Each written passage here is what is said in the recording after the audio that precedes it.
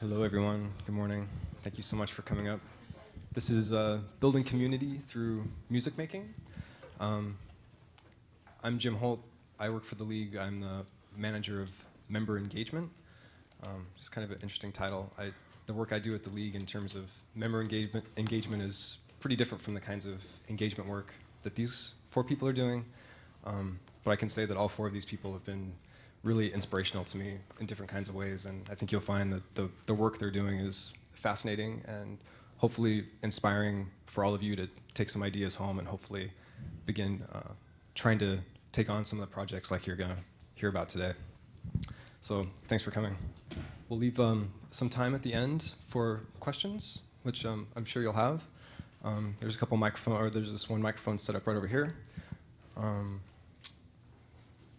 So let's just jump into this. Let me just introduce our excellent panel real quickly. We have Kate Wilkinson, who's the executive director of National Music Day Foundation. We have Marc Thayer, who's deputy director. I love that title, deputy director of Association of American Voices, which is based here in St. Louis. Chris Marianetti is co-founder and artistic director of Found Sound Nation. And Tod Machover, composer, professor music and media at MIT Media Lab. So thank you guys all so much for coming out. I think an interesting place to start with this is I didn't realize until I'd finished assembling all these people in a way, but there's kind of two interesting pairs of people, I think, on this panel, and one is Tod and Kate. And the reason I say that is they're kind of involved in working with the public in music events, in a way, or collaborations that are really fascinating. And I think I just want to start off with maybe Kate. I think it'd be great if we could just hear a little bit about National Music Day and all the cities you're working with, and a little bit about the kind of projects that are actually happening in all these cities. And if you could speak in the microphone. Can you hear me? Is this good?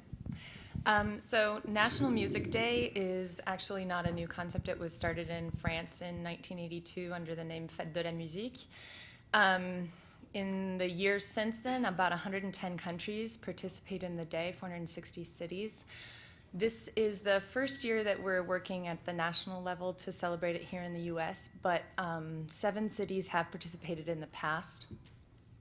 And basically, it's a completely grassroots, slightly chaotic celebration of music on June 21st, the longest day of the year. Since we started it here in the US, we grew from 7 cities last year to 26 cities this year. And those range from cities like Palo Alto and Indianola and Kalamazoo to cities like New York, Chicago, and Los Angeles. And as you can imagine, the scale of those celebrations is quite different. But I think what they have in common is that they're completely individual and distinct. Each celebration is a reflection of the city and the community in which it's located. And so we have really amazing things from, in New York, we had orchestras and rowboats in Central Park, and the privatization of an island, and it was made into Punk Island for the day, to the B.B. King Museum in Indianola doing a day of celebration of music in honor of B.B. King. And everything in between. We have small nonprofit groups, we have large orchestras, we have individual musicians who participate. We try and keep the rules loose. There's only 3. The events have to be free. They have to be in publicly accessible places, and they have to be on June 21st, though we have relaxed that rule for some cities. And really the idea is that we galvanize the community around music so that people start remembering why they love live music, why they love their particular genres of music, and to remind them also the role that music plays in bringing their community together. Another one of the fun things being in New York and having experienced Make Music New York is it's one thing if you know that some of these events are happening and you can go check them out around town, but I think even for me, sometimes knowing that they're happening, and definitely for public that don't know they're happening, to just basically turn a corner on a street and discover that there's some crazy and exciting and fascinating music event happening is great. Yeah, I think our vision statement was music on every sidewalk, in every corner, in every city in the US on June 21st. Yeah, that's great. So Tod has actually just finished working on this really fascinating project with Toronto Symphony, and is an incredible, I think, example of the kind of maybe extreme, but maybe hopefully also future of kind of ways to collaborate with a composer and an orchestra and the whole public of the city. It'd be great just to hear a little bit about what you did with Toronto and some of that project. Yeah, so I've been interested in making music, and especially musical creativity, available to everybody for a long time. And my dad was actually grew up just up the river here in Iowa. Was one of the people who started the field of computer graphics. So grew up with this kind of creative idea about technology. And my mom is a piano teacher, but a very creative one. So I kind of put those two things together, and over the years at MIT, we've done things like we make instruments for virtuosi like Yo-Yo Ma or Prince to extend what a performer can do, but also make technologies that allow anybody to participate creatively in music making, like you've probably heard of Guitar Hero, which came out of our group, which I'm not necessarily proud of, but it's an interesting example of, oh, you're all addicts, I'm sorry. So we've done many different kinds of projects, but this last year, right now I'm quite interested in orchestras as communities that can bring lots of people together to do amazing things around music.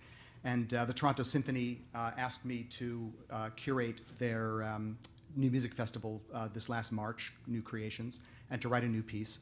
So I said I'd write the piece if I could invite the whole city of Toronto to collaborate with me to make the piece. And unfortunately, they said yes, because it turned out to be not so easy to do. Because I really meant collaborate. I didn't mean crowdsource, and I didn't mean take a little bit. I meant start from the beginning and make a piece about Toronto together. So I'm going to talk about this in more detail at 11:15. But in brief, we launched the project almost exactly a year ago. The idea that there would be this piece this March 2013, called A Toronto Symphony, and that everybody in Toronto could participate. And I developed a bunch of strategies pretty much from scratch, because it was different than anything I'd ever done, to indicate ways that people could contribute. I put out a picture of the piece at the beginning, so everybody had an idea of the shape of it and the feel, although there wasn't a sound that existed yet. And then we set up 3 categories called yours, mine, and ours. Yours were things that I requested for people to send, either recordings from the city or melodies or their voice, stories. Mine were things that I made, little melodies, harmonies, sounds that I would send out that people could manipulate. And ours, with an H at the beginning, were sessions that we did either via Skype or live over the course of the year to take material from the piece and shape it together into a form that would end up in the final piece. And we ended up working with people from all around the city, people with musical backgrounds, people with no music backgrounds, people from classical music and indie rock musicians and hip-hop musicians, a wide variety. A lot of the communication happened live, much more than I expected, since I'm a big computer and internet guy. But and anyway, it turned into a symphony that was premiered in March. And I can tell you more about it, but that's the basic idea. And the idea seems to have caught on. I'm doing one right now for the Edinburgh Festival for this summer, and have requests from all over the place. So I may be doing a few more of these. Happy to talk more about it. Yeah, we'll get into a little bit more in a minute. Just want to make sure we get through everybody else on the panel real quick. So the pair of people here that I think have a interesting kind of relationship is Chris and Marc. And we hear a lot of things like think local, act global, or think global, act local, some variation on that in terms of what you can do inside or out of your city. And I just feel like the work that these two guys are doing just kind of take this kind of thinking and this kind of work to a brand new level in a lot of ways. And just as an example of not only are both their organizations sponsored by the State Department, but actually Chris just got back from Senegal doing some work, and Marc is literally, I think, when the session's over, is on his way to Iraq to do some work. Yeah, just maybe like with Kate and Tod. Marc, maybe you could just tell us a little bit about the kind of work you're doing with American Voices. Thanks. Well, first I want to welcome you all to St. Louis, since I do still live here and moved here to work with the symphony, and I'm glad you got to see them last night. I hope you all did, and thanks to Jim for involving us today. I love talking about what we do, and I put little brochures on your table so you can look at our website, because it's hard to say much. I could talk for days. So look at our various websites, especially Facebook and YouTube. They're divided by country and genre, and you can see a lot of what we're doing. I started first working with American Voices in 2007. I was still with the symphony here, organizing community and education programs. And a conductor who I had worked with in Bolivia, who's an American, asked if I wanted to go and teach in Iraq for 10 days. And I thought, yeah, absolutely. I want to do that. And this was the first young artists arts academy for any type of performing arts in northern Iraq in the Kurdish area in I don't know how long. This was funded by the U.S. Embassy, and I jumped on board and said, absolutely, I'm fascinated to see what's happening, and if the embassy is supporting it, I want to be involved. And I was there for 10 days, and you know, we all grow up with the phrase, music is the universal language, and we read that on Hallmark cards, and it makes us all warm inside. But you realize once you're on stage with 200 Iraqi orchestra musicians, Kurdish and Arabic, Sunni and Shia, Christian, Aramaic, Zoroastrian, Druze, and me in the back, and a Jewish American conductor on the podium, and a Turkish Iraqi conductor on the podium, you realize what that means, and the fact that we can all sit down and make music together. And I came back to St. Louis, and I thought, you know, this is fascinating. How does this apply to my work with the symphony? And probably a lot of you are from similar cities, small but growing cities, or small and dying cities, and small but not growing for the past 100 years. And I moved here from Miami, where I worked with with the New World Symphony. Loved the diversity of people there, and the cultures, and the food, and the excitement of living in Miami, and seeing people from all over the world. And I moved here and thought, my God, where am I? I'm in Missouri. I grew up in Pennsylvania. What am I doing in Missouri? And you don't see the diversity that's here. You don't see it immediately like you do in a big city like New York or San Francisco. You land in the airport there and you see it. You don't here. You have to look for it here. But the beauty of smaller cities like this is that a lot of immigrants are coming here from lots of places. And it's really good for the city. It's developing neighborhoods that have maybe fallen apart. It's creating new communities here in neighborhoods. And I pushed the orchestra here to redefine their idea of diversity and how we look at our community programs and look at the neighborhood we want to work with. How do we interact with the real St. Louis and the growing, developing parts of St. Louis that we may have not noticed? And the idea of cultural diplomacy wasn't something I'd thought about much before going to Iraq, even though we're all doing it all the time. Cultural diplomacy. It's diplomacy with people we don't know, getting to know people through arts, music. There's also gastrodiplomacy, which is one of my favorite types of diplomacy. Works the best. Yeah.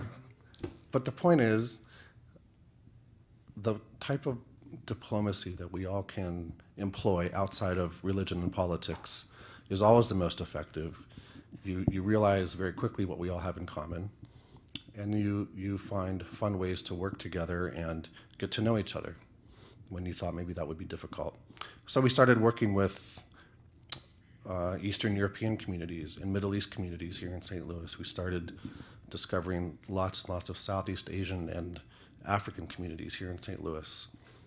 And I did eventually decide I wanted to work with American Voices full time, which I started doing 2 years ago.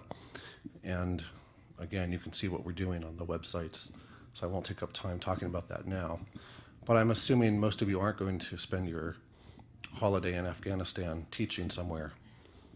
But the type of cultural diplomacy that is important and necessary in any city in this country, because of people coming here from all over, is very accessible to anyone, especially for your orchestras, which have a lot of visibility, presence, resources, and infrastructure to work with different communities and involve them in your program. So I encourage you to think of cultural diplomacy in your own neighborhoods and look a little deeper at the diversity in your cities. Yeah, I mean, I think this is a great point. One of the reasons I'm really excited to have you here today, Marc, is I mean, it's kind of humorous to think that, you know, on your vacation you might not go to Afghanistan to teach music or to do some kind of cultural diplomatic work, however you want to define it. But there's actually probably an Afghan community in the city you live in or near your city that you could be reaching out to and learning from and reaching out to perhaps in some way with your organization. Maybe, let's just get Chris in on this too, because I think he's doing some other kind of really interesting work with people. Maybe you just tell us a little about Found Sound and maybe even some about One Beat would be really, really great. So I have an organization. I started an organization called Found Sound Nation a couple years ago, and I was really inspired and feeling what Tod and what everyone has been talking about, but what Tod was saying about really wanting to have a genuine collaboration with people, not just this kind of little exchange, but really wanting to have a genuine collaboration. And I came from the very classical background. As a kid, I was like very romantic and into Chopin when all my friends were into pop music. But so I spent a lot of time alone, I think, as a child playing the piano. And so when I moved to New York, I felt an insatiable need to kind of spread out and make music with other people. And so I just started going. I met some folks who were teaching at a school in the Bronx, and they were very much in need. They didn't even have a school. They got kind of ousted from their school by the state. And so I just started going there, and I just started bringing my home studio to this school, and I very quickly realized, okay, we need some limitations. As a composer, I always need limitations. As people, we need limitations. So I said, okay, we're going to make it work. We're going to make it work, but we're only going to use the sounds inside this room. So if you want a violin, most people maybe if you don't even know what a violin is, let's get one. If you want some sound, let's bring it in. So that in my kind of idea, I didn't realize what that would enable. But what happened was I started bringing in all of my friends who were classical musicians, who were jazz musicians, and all of a sudden we had this really, there was a guy from Rent on Broadway. The girls were going crazy for him. And so all of a sudden we had this very beautiful little community in this very dilapidated school up in the North Bronx, and that was really the foundation of what we started doing. And I partnered with some other people, and we started doing more work like that in prisons. We worked in prisons. We've been partnering with the Lucerne Festival for the last couple of years in Switzerland, and they really wanted to do something where in Lucerne there's a very diverse kind of population in this little tiny Swiss town. It's really weird, but there's a lot of immigrants who come there. And so there was a big disconnect between this arts, this orchestra, and this very highbrow art community and the rest of the town. So our idea for a project was what if we created a studio in the street, and we actually used some of your folks' technology, the Makey. We've been using that to kind of enable some more fun interactions. But the basic premise was, okay, let's put a studio in the street and have people interact with that on the fly. So at once it's a recording session and a concert at the same time. And so it becomes, and people would sing their childhood song, and they would sing something they learned the other day, and then we would all mix it together live, but then also mix down those tracks and create an album and give it out to people after the fact. And orchestra members could come out and engage with the street studio, so there was this kind of nice little crossover that happened. So we started doing things like that and just being creative. And last year we started a project with the State Department. And a lot of people, when I say that, are just like, "Oh, you're working with the State Department? They're sponsoring this type of work? I'm sure you get this all the time." But it is amazing, and I think it's become a really great partnership with them. And what we're doing is we're bringing musicians from all around the world. Last year we had 32 musicians from 21 different countries, and we're bringing them to the United States for a residency and a tour. So we all come together and we collaborate on new ways of making music and connecting with each other, and then we go on tour and find interesting ways to engage folks, public audiences and schools and all of that. And last year was I think a great year, and we're going to be doing it again hopefully the next couple of years. So yeah.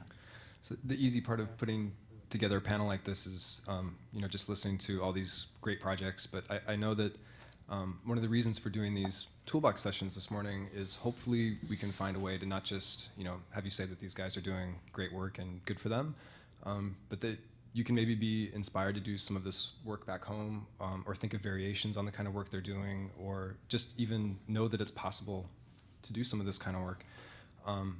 So I just wanted to turn to that piece just a little bit, and get some reactions. I'd like to just start with Kate again, because I know you've got this great story about San Francisco, and maybe you have some similar ones, but I would like maybe for each of you guys up here to maybe just touch on like the reasons why maybe you think the work you're doing in these places or the kinds of works you're experimenting with are really important, and the kind of impacts maybe you're seeing in the communities you're working with. And maybe just start, because I love this story about San Francisco. Maybe you have some others. I know. I think you're the only one who really loves the I don't know story why so that's- passionately. Oh, go ahead. Yeah. So I have a confession. I don't have an arts background, and I'm not a musician. And so when I first got hired to run this nonprofit, I spent the first 3 months basically going around and speaking to musicians and speaking to people in the music world, from music education to performance and everything in between. And I think one of the things that really struck me was how dire the situation seemed. I mean, people were really talking about the music world in terms of crisis, from record labels to orchestras to nonprofits. And I think what we're trying to accomplish through National Music Day is to say, okay, yeah, there's a lot of sort of big, scary things happening. There's not a lot of money out there anymore. But can we have one day where we are just focused on the music itself, and where we are erasing that boundary between what we do as music institutions and music organizations and the communities in which we operate? Can we erase the boundary between musician and audience, and can we sort of embed it back in the community on this one day? And I think that has been really powerful across the board when we articulate it that way to different partners. And as a result, I think the most exciting thing about our work is the types of partners we have. Because instead of finding sort of just the regular old partners of the music education nonprofit in San Francisco and the San Francisco Symphony, we have the San Francisco Disaster Response Network that has been an extremely excited partner for us, because they really believe that if a community comes together to make music, and if a community comes together to listen to the musicians in their community, it's a stronger community that's built its social networks and that's woven those networks so strongly that if there is a disaster, in this case mostly an earthquake, people will know each other, and people will like each other, and people will reach out to each other to take care of each other in their neighborhoods. And so we work in neighborhood empowerment networks throughout the city to make sure that on that day people are making music together. And similarly, we have organizations around the US, merchants associations, chambers of commerce. We have the Polka Association and the Folk Association. I mean, groups from all different sectors who get really excited about this because they see how quickly those networks and those bonds form between themselves and their communities. And I think it points to the fact that while there might be a lot of politics or difficulties in the music world, music continues and will always be a really strong part of why we are the communities that we are, and why we continue to form the sort of artistic innovations that happen. Yeah, I don't know. I just love the idea that the fact that if I was to participate in some music event on one day, that might actually be a reminder to me to help a neighbor that's in my building or something. That's just like the kind of thing that you don't always think about immediately when you're thinking of working your community, reaching out to the community. So I want to jump back down to Tod again. Basically the same question, but let me throw out something, and if it's not the kind of answer you want, you can change it, of course. But it might be hard to describe without having your visuals here that I've seen you give before. But I think it'd be great to hear a little bit about the kind of work you did with the kids working in Toronto, and the kind of interactions you're able to have with them. I don't know if that's the way you might want to answer, some of the value you've seen in doing this kind of work, but I'll leave that to you. Okay, I can say something about that. I maybe want to say a little more generally. First of all, it's really inspiring to I mean, I knew something about what you all do, but it's even better to hear it in person. It's really, really great. And it sounds like we do really similar things, so I'd love to, yeah, love to see it in person. Just as a general thing, I think, then I'll get to the kids quickly, but Sure. one reason I decided to do this particular kind of project with an orchestra, to invite the public to collaborate, is that one thing I see happening I see good and bad things happening with technology these days, and social media in particular. There are always good and bad things. But the good thing is social media, as we all know, makes it really easy to reach a lot of people and to communicate with a lot of people. But funny things are happening. So I have a 15-year-old daughter.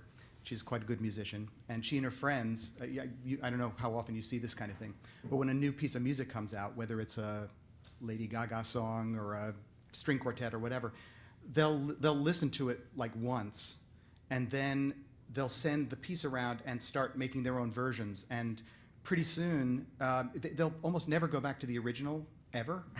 So what circulates are thousands of versions of, it's like the old game telephone. It's like kind of permutations. It may be just play it yourself. It may be riffing off it. And so the boundary's broken down for people being willing to step in and make something, which is really great. The problem is that if they wanted to then write a message to Lady Gaga and say, I've been playing with your music, and next time you make a song, like, you should try this, or it sounds funny, but that's actually what should happen. But in fact, the reverse is happening. So most artists, I think, use social media as basically a huge extension of marketing and PR, which is, we have to. But what it really should be is an extension of discussion and collaboration. And that's what I think is really interesting to find, is not so easy to find. But that's what I'm trying to experiment with now. And in terms of kids, I think it's relevant to that point too. For a while now, we did a project about 10 years ago called Toy Symphony. And the idea there was to get kids into symphony orchestras, to have them be mentored by symphony orchestras, and then to put on concerts on main stage with symphony orchestras, to be treated as real concerts, not as family or kiddie concerts, but as the real thing. So as often with my projects, we did it quite a lot in almost every country except the US. So, we did with the Berlin Philharmonic and the BBC Symphony and blah, blah, blah. But we made a lot of things, but one thing we made was software called Hyperscore, which is easy. It's just software available to anybody, which uses line and color as a kind of notation for making music. It's very easy to use, but quite sophisticated. You can do almost, and it has the rules of music built into it. So it's got the rules of harmony and of counterpoint, which you can use if you want to, or you can say, no, I'm doing this just the way I want to, don't mess with my music. And then the notation, when you listen to it live, but you push a button and it makes traditional music notation out of it. So kids, 8-year-olds, can write for symphony orchestra and have their pieces played. And so until the Toronto project, we've done this around the world. We do it quite often, and it's usually a mentorship process, which is also a wonderful thing to do.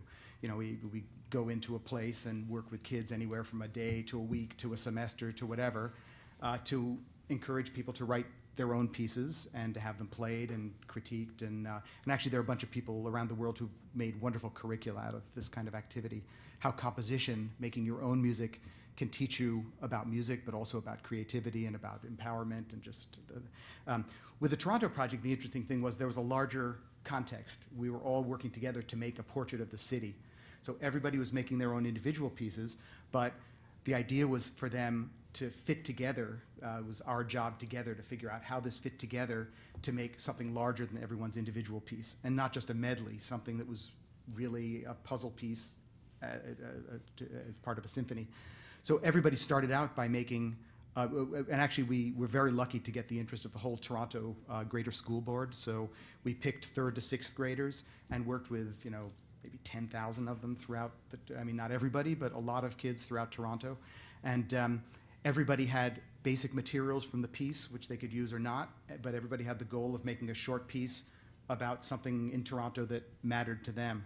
And it was just, what did they make? So, they made obvious things like a part of the city, Chinatown or the harbor front, but they made things like, here's my piece. I remember one girl said, I live in the suburbs, but when I come to town, what strikes me most about Toronto is the traffic, and I'm just interested in the traffic, and it struck me that the composer of the traffic are the streetlights, because the streetlights determine the flow, and so I made my piece in red and green and yellow, and you can see that's here, and you know, my motives in the piece are determining the flow of this music, which is like the traffic, and I mean, it was just, I have video of it, it's a true story, but amazing, and one after another, two kids together made, like sixth graders made something about not just going to view art, the piece was about going to view Canadian art at the Art Gallery of Ontario. It's like, what? But you know, there it was. So amazing pieces, and so we had all of these pieces that we listened to in different parts, and we brought all the kids together. The Youth Symphony from the Toronto Symphony played all of these pieces, so we got the Youth Symphony to go around town, bring the kids together, and then we worked with teachers and with kids to figure out, to discuss, okay, we can't use 1,000 pieces, maybe we can use 30 pieces. So how can we pick 30 pieces together? And of the 30 pieces, how can we meld them together to make a kind of medley or a kind of mosaic out of these? And so that's what we did. We made a school project. We all worked together, and that became one of the movements of this piece. And then those motives were found in other parts of the piece. And so it was, you know, software that made it possible for children without a real technical background in music to make remarkable things, not kiddie things, really amazing things. Because I find one of the funny things about music is that it's, as we know, it's one of the most profound and immediate experiences that we can have. You know, music circumvents our intellect. It gets us right in the gut, everybody.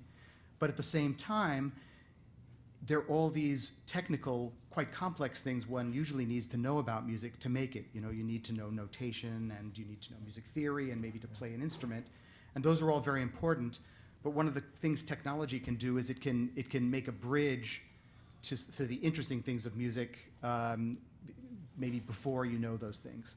So that's what we try to do as much as possible, and I really enjoy working with kids, actually, until age 12. After 12, like, no. I think teenagers are really. It's one of the things I'd love to talk to Chris about, because using music for teenagers who have lost that, or, you know, we all know that, you know, at about age 12 in school, instead of being allowed to experiment freely with material, and you start trying to match models and have all kinds of metrics to measure. And you know, a lot of kids just clam up then. It's different.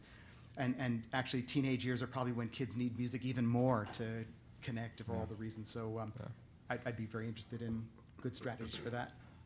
Yeah, I think we'll get to that in a second. I just really quickly want to give Marc and Chris a chance just to reply. It'd be, you know, if you guys have something you can share with us about the kind of, I'm not quite sure what the right word is. Maybe it's value. I'm not sure. But you know, the work you do in these communities, what do you see come back to the community? What do you see in terms of strengthening the community? What comes back to your organization? Sure. Any of that would be In 10 words or less, right? maybe 15. Yeah. Well, first of all, Chris is right. It's interesting and wonderful, I think, that the State Department does continue to support and see the value in various types of cultural diplomacy. And you may not hear a lot about it in the news here domestically, because sometimes it can be twisted around, you know, so-and-so is spending tax money to do this and this, and what the hell are they thinking? They don't realize the value in this work. For example, the first time I went to Iraq, there were 10 American teachers. We interacted with about 300 students, plus got to know their families and friends, so we got to know easily well over 1,000 people, young and old, from all over Iraq. We were probably the first Americans that they met. And I can guarantee you that they see just as much negative news in the media about us as we see about them. They have all the negative assumptions and perceptions about us that we have about them. And we are the first Americans they met. After 10 days, hopefully we left a different impression of Americans than they had grown up seeing and hearing about in the news. So, first of all, ignore most of what you see in the news. Most of it's crap, and not what's really happening in a lot of these other countries. Pick your country or pick your group of people. The news media. I used to like these news channels, and I didn't really like these news channels, but now I realize these are just as worthless. So forget it. Go and see for yourself. So what does that mean here at home? It's not so different here. Lots of people are moving to this country, living here, and they're very insular communities. Here in St. Louis, we have a big Bosnian Serbian Croatian community. We have a big Middle Eastern community. We have a large Southeast Asian community, and the African and Latin American communities are growing quickly. They're all growing, frankly. Again, it's very good for this city. It's helped a lot. But they're very insular. They're very shy, frankly. That's the word I'm going to use. They're shy. And it takes us going to them, making them feel welcome, making them open up and aware of what's available to them. If your only interest is selling more tickets and diversifying your audiences, that's fine. Don't assume they don't have any money, and don't assume they don't already love Mozart and Beethoven. You know, Western countries have colonized most of the world many years ago, and their music schools and orchestras and ballet companies and dance and theater companies still exist. A lot of folks that you wouldn't expect already love and are participating in Western music and art and dance. So don't keep your assumptions about people in your communities. But beyond that, the value of this work isn't so different from a diplomatic sense and from a community building sense. There may be 80,000 Bosnians in your city that have no friends or have met very few people like us that we consider regular Americans, right? They may not know any. They may assume they're not welcome or they're not familiar with a lot of things that are in your city, and you just assume they know they're welcome there and it's available to them. I've introduced people from other countries that have been here for 10 years to Powell Hall, where you went last night.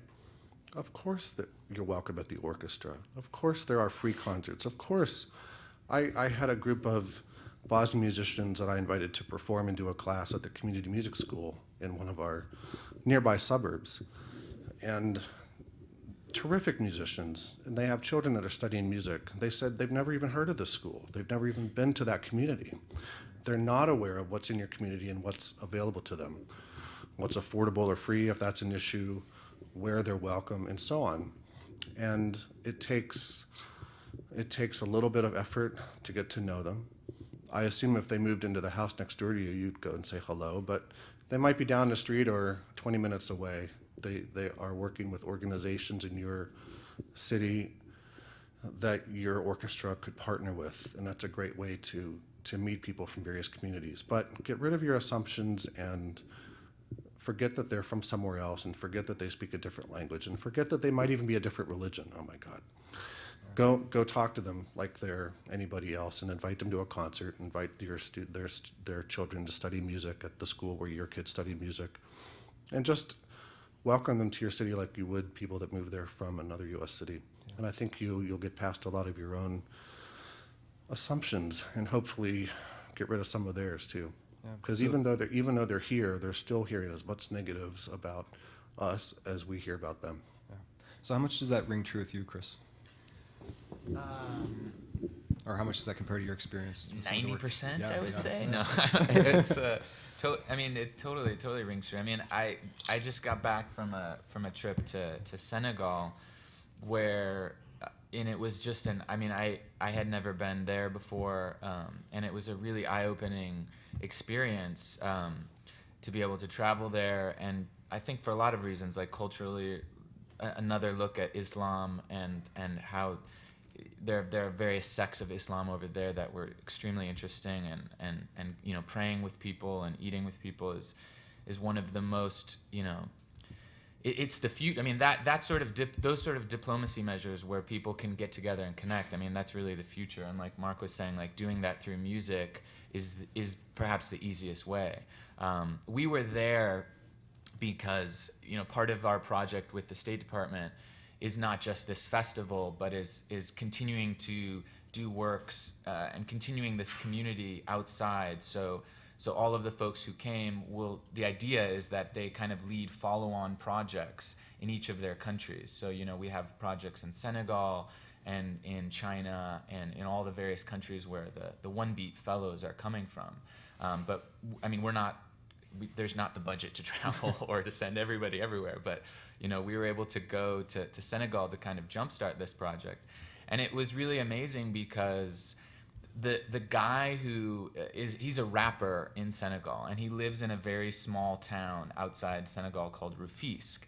And in Senegal, this town is known as being like the dirty town. and I have never been in I will say I've never been in maybe a dirtier town, and it was just, it was very, I mean, there are parts of it where you just feel like it's a landfill that people have like constructed houses on, and it's just, it took me several weeks even just to get used to the dirtiness of it, really. But with all of that comes, I mean, just the people were so amazing. I mean, the culture is just, and every culture is all around the world, there's just so much richness. But this particular guy is great. His name is Papasa, PPS in American, and he's a rapper there. And he is huge in his town. We had bodyguards because he's so big. I felt like I was in like I was a Beatle member. Like we would like literally run to the car and get swarmed by just fans beating on the windows. I mean, he is insane. So, clearly the State Department's like, good job, find the most popular guy or whatever. But I think he, beyond that, the State Department's, or folks, imperatives or missions. I think our mission and the State Department mission is really one and the same, because we're providing support for this rapper who's very popular, and he has a mission to totally transform his town and his culture and clean it up. He started a side project called SOS Refuse, where he like spends a day every month getting all of his fans to clean up their town. He's starting a youth center there, and he's got a team. He's very dedicated. And so I think, talking about the value, it's these types of initiatives are incredibly valuable, and it really is, I think, a way to move toward the future. So yeah. Yeah, that's great. So I think what I want to do next, there's all kinds of people in the room today, and all kinds of people at conference come from all over the country, all over the world in some cases. And most importantly, or maybe not most importantly, but maybe most interestingly, is that particularly the orchestras that are with us today, and I'm sure a lot of you in the room, all variety of budget sizes. I'm sure there are orchestra representatives in the room that maybe don't have a budget all the way up to who knows how much. And I'm always a little tentative to throw out some of these kind of cliche, cheesy things to a panel like this in a situation like this. But if you were to imagine for these folks, well, basically a world without constraints, what challenges would you throw out to them? What guidance or advice would you have? How can these people begin to do some of the kind of work that you're trying to do in their communities back home, and keeping in mind that there's such a wide variety of people being represented that I believe can actually do some of this work if they're maybe given some of the right direction. I don't know who maybe would like to start with that, but what can these guys do back home when they go home next week? Tough one, I know, but. Well, I worked at 2 different orchestras and can sympathize with people that don't have support from either their executive director or their board or whoever they have to deal with. But there are lots of things you can do that don't cost anything. And we all love events with thousands of people involved and big photo ops and huge successes like that. And we all want to sell out every night. But a lot of this work does happen one-on-one, and you can go and meet people, take the time out of your day to simply meet people and knock on doors and make phone calls and go out for coffee and start meeting people in the various communities that you want to interact with. Also, bring someone new to a concert every time you go. I went to concerts every weekend when I worked with the symphony, tried to bring 1 or 2 new people with me every time.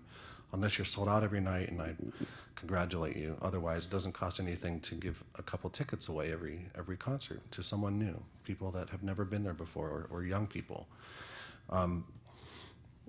It's also probable that many of the, we'll say, diverse communities or new communities in your cities are full of musicians already, and finding a couple musicians or an ensemble of musicians from that community to somehow participate in one of your performances or concerts, even if it's between the overture and the concerto for 5 minutes on stage, have them play some music from their country on stage. I mean, I know what that means. Like, oh my God, we can't do that. Oh my God, we're gonna have to have committees and meetings about this, right? No, just try it for 5 minutes. Let some musicians from another community go up on stage for 5 minutes and play a folk song from their country. wherever that is, or better yet, have them collaborate with some of your orchestra musicians and share a performance together. And your musicians should hopefully love learning some of their music. We had some musicians here studying percussion and string, playing some string instruments from the Middle East and from Eastern Europe with some of the new musicians that have moved to St. Louis. It was really fun for our musicians. And it was the first time we had people from those communities in the audience because their friends were performing music that they know. And that's nothing new, but it's very true. Anyone else have some advice for, actually, do you mind? Yeah. How do people What begin Marc doing said. this? Yeah. No, I think it's really true. You know, when we speak with orchestras, I mean, obviously we're asking for free concerts, right? So when we speak with orchestras, it's, oh, well, that's really nice. But, you know, we already have our Sunday in the Park Orchestra free concert, and that's about it.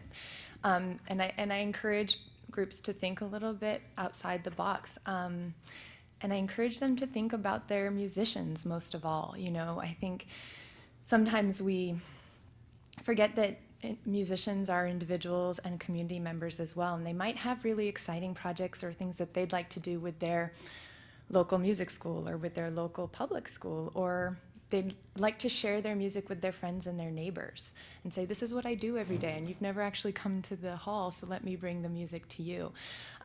In Philadelphia, actually, it didn't really pan out, but one of the things that was mentioned that I thought was a really fun idea was the musicians themselves in the orchestra had said, what we would love to do is bring our music to random locations, places people wouldn't expect to hear us play.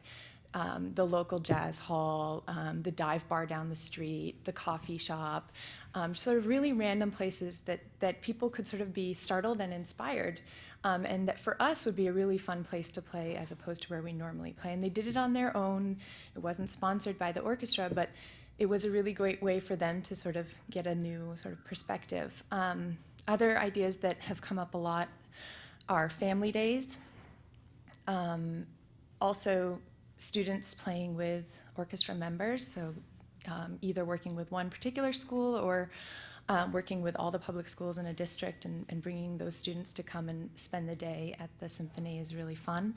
And then in addition, you know, we've had orchestras just do open houses, you know, not even having any music playing necessarily, but saying, you know what, come in and see what we do here, see what the hall looks like, and meet the people who make it run, from the administration down to musicians and everything in between. And I think that's really powerful as well, sort of coming back to your point, Marc, about sort of introducing it to people who wouldn't necessarily go. But I think there's a lot of ideas out there, and I think the sky's the limit, and they don't cost anything, as long as you're appealing to people as individuals and as musicians and community members. Yeah, so Chris and Tod, maybe just you guys as well. Like, what would your challenge be to the folks in the room, or how can maybe you push them just a bit? I mean, well, just to maybe jump off the last thing as well. I mean, you know, I mean, and a lot of folks, a lot of orchestras all around the country are already doing this, but just maybe to be said is, you know, creative partnerships I think are always extremely valuable. You know, the thing that orchestras have is infrastructure. You know, our folks to deal with all of the various elements that it takes to run a hall, to run a festival, to run a concert. And I think there are a lot of really creative young organizations all around the country in every city that have lots of ideas, that have roots and connections with local communities. And so, you know, maybe there's no need to do it all yourself, you know, and I think a lot of those organizations might work for cheap too, you know, I mean, so I think partnering with local folks can be really, really effective. So. Yeah, it's easy because I agree with. Yeah, it's easy stuff to build on. But I guess a couple of things. One is that technology's so available these days and not expensive, and for most people under 20 or so, and especially under 15, it's kind of the common language that everybody has. So using technology that exists and maybe partnering with local colleges, or you're all right next to some research unit that's coming up with new interesting things that that could help people get involved and connect to your orchestra. I think the big challenge for orchestras, I noticed it in this project. I think it's a really exciting challenge, but at almost every level I look at this, it's kind of, how do you keep what is so important about the orchestra as an institution, which is, the infrastructure and the high level of performance and the tradition and the continuity and the repertoire. That's all really, really important. And if you give up those in your community activities, then that's not a good thing, I think. And how do you combine that with bringing in completely different audiences and saying honestly that people can be involved in your activities in all kinds of different ways? I mean, how do you combine kind of excellence and democracy is the way I think of it. And to me, that's the big challenge for the next 10 or 20 years. And I don't have a simple answer. I think it's really, really hard to do. If you think it's easy to do, you're wrong. It's very hard. And I think that's what we should all be looking at. And I think it cuts across all of this stuff. It has to do with how seriously you make the offer to come and, come into the symphony, how the way you go out into the community, the way the projects that you propose are kind of creative projects and are truly allowing people to make things, I think these are all risky projects, actually. Again, orchestras are big organizations, and what you do has to work. I know that. It's very hard to do things which you don't know if people are going to like them, or you don't know financially how they're going to work. But I think getting out the message that the orchestra is also a place where something new musically and something new culturally can really happen, that it's a galvanizing force to make people think differently about communities. It's one of the most important centralizing parts of any community, and you could play such an important role in having people, through music, especially because music represents tradition. And if you can show that music represents, yes, exactly what Marc was saying, yes, it represents tradition, and that's really, we love the tradition, but it also represents flexibility and thinking about how society's changing and thinking about what our lives can be, not just what they are now. I think if orchestras can show that you're risky and also stable, it would be just fantastic. And that's what I think we're all trying to find, and we're happy to help try to find it with you. But there's not a simple, that's the challenge. Yeah, that's great. Really great points. We have about 15 or so minutes left in the session, and I definitely wanted to leave at least a little bit of time for some questions. We have a microphone set up over here, and I just really ask, it's a little annoying, but if you'll come to the microphone, because we're recording the session, we want to make sure we get the questions all on the tape. So as whoever in the room's deciding who's going to be the first shy person to ask a question, I know that when we had a conference call a couple weeks ago, these guys are actually hoping to have a chance to ask some questions of each other. So while whoever that person is going to be to come up to the microphone, do any of you guys have a question for each other on the panel? Oh, we had a question here. Oh. Yeah, please. And actually, I'll ask. Maybe everybody could just say who you are and what organization, just quickly. Yeah, please. Sure, thank you. My name is Albert Oppenheimer, and I work with the People's Music School in Chicago. I run an L-System-inspired system of youth orchestras there. My question deals with the concept of breadth and depth. How do we impact many people, and how do we impact people in a way that is deep and continuous, in a way that makes a difference in more than a day?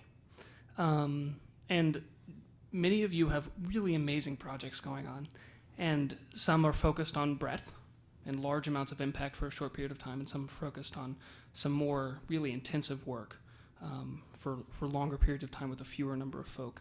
Do you have any thoughts on this kind of balancing act of breadth and depth and engaging community, and where the value is in both ends of that spectrum? Thank you. Well, first of all, I'm a big fan of your school and Rita Simo, and everyone should check out your model as a school. It's fantastic. And as I said before, we all love big scenes and big audiences and big media events and huge successes, and we can talk about numbers and this and that, but I honestly believe very, very strongly that to get there, you have to start small, and you have to do this one person at a time. You have to, for anything meaningful and lasting to happen, you have to have a lot of patience and work with individuals and find individuals that will help you involve more people. If your goal is to involve 1,000 people in some event, don't make that your first goal. Make that your goal a few years from now. Don't worry about that. And if you have some funder that wants you to do something impossible and not very meaningful, then you have to decide if it's really worth working with that funder. We're constantly deciding, do I really want to do that? Is that really our mission? Do we really want to accept that money? I know they're dangling and it's hard to say no. Here's 20 grand. We want 20,000 new people in your audience, but is that going to help you long term? Is that meaningful? Is that going to help your organization grow and continue its mission long term? I'm a strong believer, wherever you are, it's one person at a time, and that will help you get to the larger event and the larger numbers in a more meaningful way. I'll just be devil's advocate and speak for the opposite approach. So you're absolutely right that you need both depth and breadth, and that is the big problem. And I certainly have had lots of experience with doing something which maybe it's very hard to do something that scales and is over time. But one possibility and something that an orchestra can do that other forces can't do is to put on an event or I often do projects that take some concept or some idea and try to push it as far as possible and get that idea out in the public, the idea and maybe the tools and the way of doing something, so that other people will adopt it and take it on. And because I know I can't always scale. So Guitar Hero is an example. Like we were the first people to do work with the video game companies to figure out how you would take a piece of music and put it into form so that you could push it and pull it and stretch it and have it stay the same piece but modify. And it was great in the laboratory in a research environment, but when it came out as a game like that, then everybody got that idea. And I think it's sometimes interesting to do, for instance, a project that shows that kids and symphony orchestras can work together and that there's a tool that they can use, and that then once something really interesting happens and a lot of people take notice, then maybe schools will say, okay, let's adopt that idea and do a long-term. So now it's very hard to do, but I just wanted to say there's sometimes an advantage to getting a big idea out there in a way that the public notices and then try to stretch it. Yeah. So I tend to work that way. Yeah. I mean, it's a really interesting problem, and I think it's something that I struggle with. I think it's something that it's a balancing act both individually and institutionally, right? Because you can create an event and have an amazing impact in one day. A kid can come to an orchestra concert or to a workshop or whatever it is and have a kind of a mind-altering experience in one day. But if you only do that, one-day events over and over and over again, I think it's going to be you as a person or you as an institution are going to lose. It's just going to get old. You're going to lose interest. So I think for me and for our organization, we've really had to balance that. Projects that are long-term, that have a lot of depth, and are longer, and then maybe more balancing that with shorter-term things, because you don't, like Tod was saying, you shouldn't underestimate the impact you can make in just with one idea or with one day. So. I have a confession. I used to be a fundraiser. So my answer is going to be a little bit, I think sometimes breadth helps you achieve depth. Too, I think to all the points that were raised here, one of the things that people really love about National Music Day is that it's a galvanizing mechanism more than anything else. It introduces you to people you wouldn't normally be talking to. It introduces your concept to groups that maybe have never heard of it before. So it introduces diversity, and it introduces community support to something that I think then helps you to sometimes dive deeper than you normally would. that might just be, the fundraiser in me. But I think it is true that, at least for us, when we partner with our organizations, I often say to them, don't do this if it's not strategically aligned, and don't do this if you can't see this making a real difference in some objective that you have. And people use it for all sorts of things. We have music companies that use it as a recreational music making day, and they bring people in to learn how to play the harmonica in the hopes that 20 of them are going to buy a harmonica. That's their goal. And we have schools and nonprofits that use it as a fundraising mechanism. We're giving back to you on this day. You don't have to pay to come. This isn't a gala. We're giving you music on National Music Day. But it gets more support for them in the long run in order to achieve the depth that they want to achieve in their programming. It's interesting. I just want to make one other kind of, that made me think of kind of a middle ground. We were talking at the table here before about neuroscience, of all things, and just a few different neuroscience institutes and what's going on there and what they feel like. That's an interesting example, because neuroscience is a field right now which is very hot. There's work going on all over the place, every single city in the country, every single institute.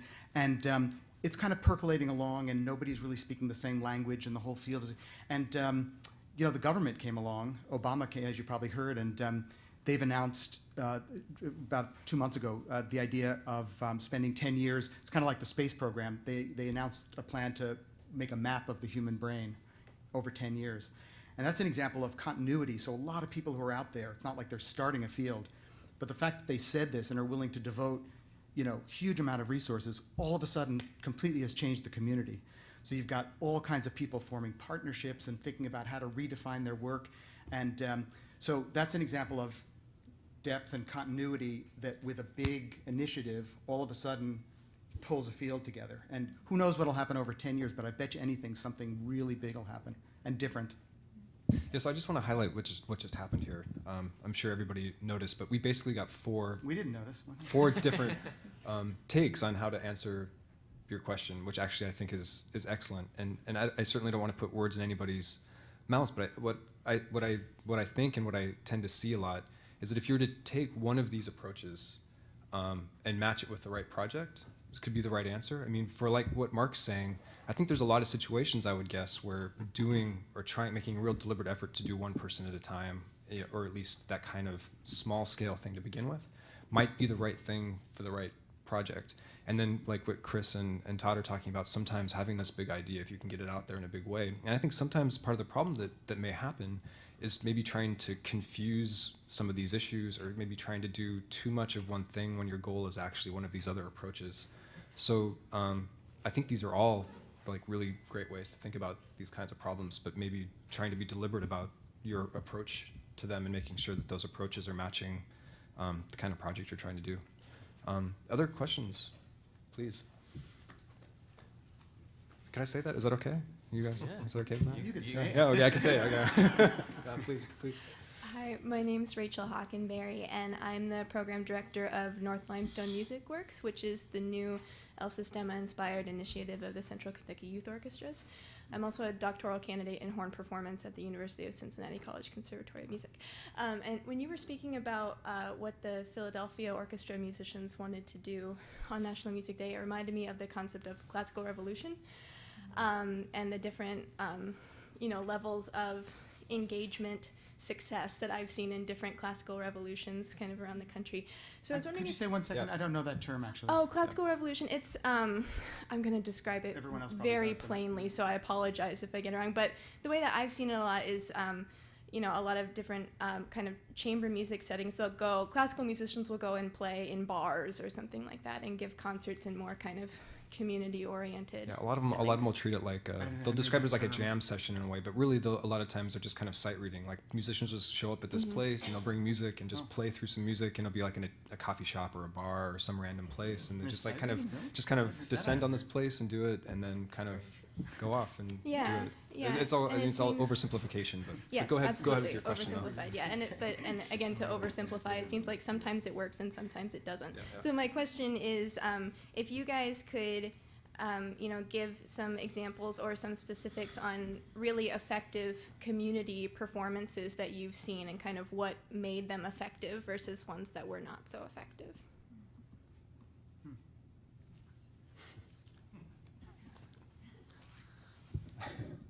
Well, That last sight reading thing we went to was... I go back to, I mentioned earlier, finding musicians from various ethnic communities in your cities that can work and collaborate with musicians in your orchestra. We did a lot of that in St. Louis, and it's a lot of fun, and it gives your orchestra musicians a new outlet and a new adventure, and probably you have composers and arrangers in your orchestras and people that want to learn to play different styles of music, and that type of performance here has been a lot of fun for the orchestra musicians, a great way to get to know a new community of people moving to St. Louis, and one of the only ways I know of actually bringing in a significant number of audience members from new communities that may not already be involved with your orchestra, assuming we're talking about orchestras again. This is for me. We have all kinds of examples. Yeah, I have too many examples. I think one that I really love is Kalamazoo. So in Kalamazoo, like I said, our partners are different in each city. We have radio stations that put on the events and everything else. In Kalamazoo, it's the Regional Arts Council. And they realized that having a National Music Day event wouldn't necessarily be enough to galvanize the community to come out and participate. So they combined it with an art walk. And they realized that in that way they were reaching young people that were really passionate maybe about the visual arts in a way that they weren't passionate about classical music. And they put musicians of all genres in galleries and art studio spaces all throughout the city. And it actually ended up being hugely successful and a real cultural touchstone event for the city. They really love it and continue to do it. And I think that figuring out what works for the community that you're in, you know, who are the people that you're trying to reach, and being thoughtful about understanding their motivations and what they're looking for first before rolling out a program is really important. Any other questions? We have a couple minutes left. Yeah, please. My name is Ron Arden, and I conduct a couple of orchestras, but I have a question about one specifically. It's Full Score Chamber Orchestra in Northern Lake County in Illinois. And we're in a, please don't be offended, we're in a community where there are blacks and Hispanics and whites, and they don't get along already. And the orchestra even has members that think that we're throwing our pearls before swine constantly. So I'm like all by myself holding the torch for the passion that I have that Mexicans and blacks really do want to hear great music of all sorts, and trying to find ways to invoke the orchestra and the educators in the community who have been the worst advocates for my passion to try to find a way to make that happen. So we have a retired black superintendent of schools, assistant superintendent of schools, who has a music degree, and he's now on our artistic advisory board. And the orchestra has decided to mobilize itself for kids' concerts. So we take as little percussion as possible and go to as many schools as we can to do innovative programming. So last year we performed for lots of black kids to rave reviews, but the educators are our enemies. They don't get that, so that's one. I want to hear you respond to that problem, and then I want to ask how to get the kids who, if you don't know this, we have lots of immigrant children who are speaking English and learning how to be American whose parents aren't, and so I want to get their parents to concerts somehow. I'm not quite sure how to do that. Those are my two questions. So that's a big question for about 2 minutes left, but let's see. Yeah. see what we can I'll do. just quickly say a couple of things, and others may. The first part of your question, actually, the answers are different for the two parts. From what you said in the first part, the terrible thing to say, but the answer is, you know, work with the kids and not with their parents. I mean, because if you have a wonderful activity, I mean, I can't tell you the amount of times that we've gone around the world and done things through orchestras where we'll have kids produce amazing things, and then their parents won't come to hear their own kid's piece be played by the Berlin Philharmonic, or we've had cases where the parents won't let the kids go because they're just uncomfortable with their kids being played. So, but the kids don't feel that way, and you know, you said yourself that the experience with kids making things together is phenomenal. So I would say the more you can just have the kids be together, doing fantastic things, and kind of let the parents have their own problems, that's where you'll be better off. So I'll let someone else answer the question of how you get the parents there. Well, speaking Spanish, do folks on your team speak Spanish? There are some of the players are actually music teachers in these schools. And so there are a few of them, they really want to see this happen. So yeah, that would be possible. Is your orchestra diverse in its own population? I mean, maybe that's an area to start too. You know, I worked in Miami, and there was a long time till the New World Symphony had someone in the box office that spoke Spanish. They never did any advertising in Spanish. The Miami Symphony, well, we also thought, well, just program some Spanish or South American or Mexican composers, and they'll all come running, right? Of course not. And then we looked at the Miami Symphony, which is a community orchestra conducted by a Cuban man, a very good musician. They did Strauss and Beethoven and Mozart and had a huge Cuban audience, subscribers. They paid, they got dressed up and loved going to the concerts because the conductor talked to them in Spanish, and they could call the box office and buy tickets in Spanish, and the advertising was in Spanish, and the program notes was in English and Spanish. And it made them feel welcome. We assume they don't know, again, like a broken record, we assume things about them. They don't know Beethoven, but they want to hear Chavez or Gina Stara. That's crazy. Of course they know Mozart and Beethoven. Who's been teaching music in Cuba or Mexico? I mean, Mexico had the first music conservatories in the Americas. There's fantastic Baroque music from Mexico. We don't think about that.